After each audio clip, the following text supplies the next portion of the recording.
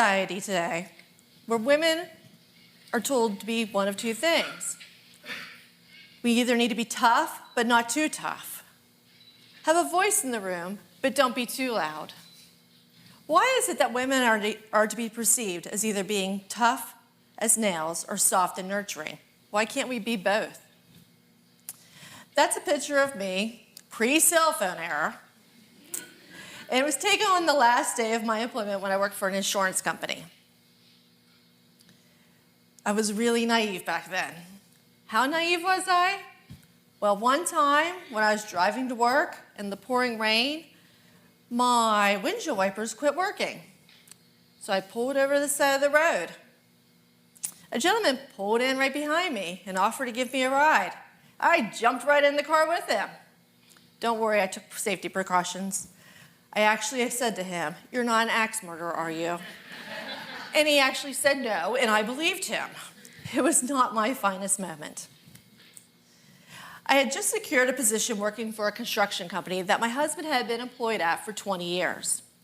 The advice I was given upon being employed there by the vice president was something like this. He said, "You need to have thick skin to work here." Fair enough.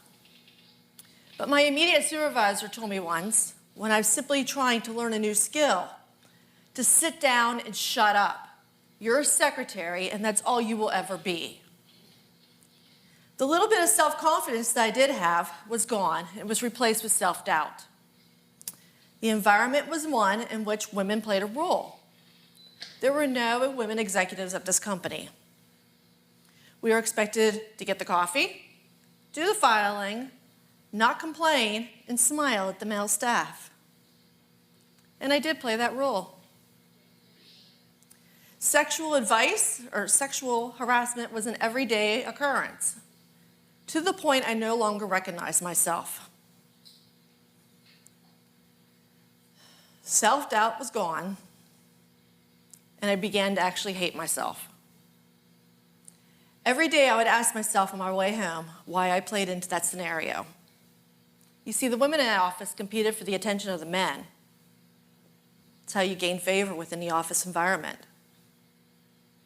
After several years, I finally quit. I decided I was more. Now, after leaving that environment, I went back to working in insurance. That office was mainly women, and there was one man. He was my boss. I was the office manager. One of my responsibilities was to go get the office supplies. He insisted on driving me. He had one of those Hummers that was popular back in the early 2000s. It had a really large front seat. As we were driving to the supply store, he patted the seat, and he said, "Slide over here next to me." He then began telling me about how he wished his wife was more like me. You know what thought I had at that moment? How stupid was I to wear a skirt to work that day? I was mad at myself. I made up an excuse and I left. I did not even give 2 weeks' notice. Now, the women in that environment, they were the actual mean girls. The clique was formed before I even walked in the door. What's the common scenario between these two situations? It wasn't just the blatantly bad behavior of the men I worked with, it was also the behavior of the women. You see, the men's behavior was humiliating, but the women's behavior was isolating.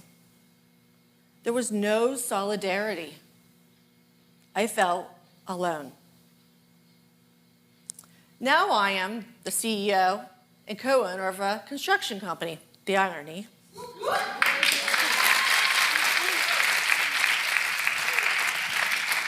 I currently have on staff 8 women. They hold the roles of executive, designer, and several administrative staff. In the past, I have hired laborers, women laborers. Their gender does not determine their ability to do their job.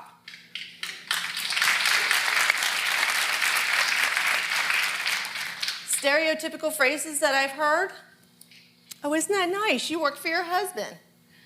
How's your husband's business doing?" Recently, I told somebody my husband was going to retire in the next couple of years. They said, "What will you do with your free time?" I don't know, twiddle my thumbs? I've been called honey, sweetie, and a variety of names that I will not repeat while I'm on stage. And those names, I was called those names when I was simply being assertive. You know, the boss. None of these words or situations are unique to me, and I'm betting most of you can relate. And I really wish that wasn't our common factor. Ladies, we are not in competition with one another. It is time to stop nurturing our self-doubt by casting our insecurities on other women in the room, and start nurturing our self-confidence by being the women who lead the room.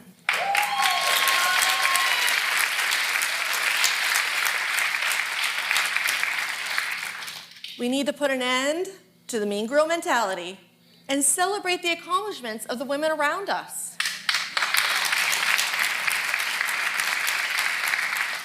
We cannot continue to champion for equal rights and equality if we can't get out of our own way.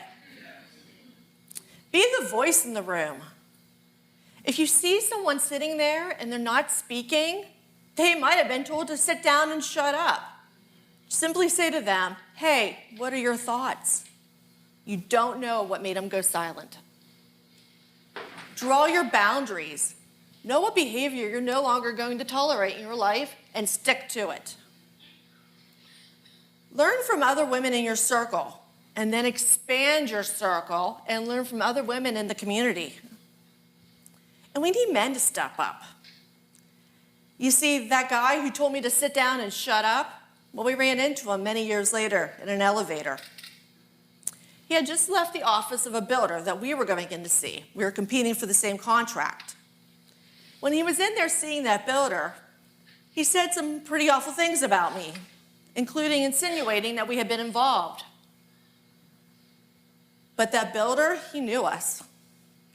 He told him to mind his P's and Q's, and he was not going to tolerate the smear tactics. We need more men to step up and stop behavior when they see it.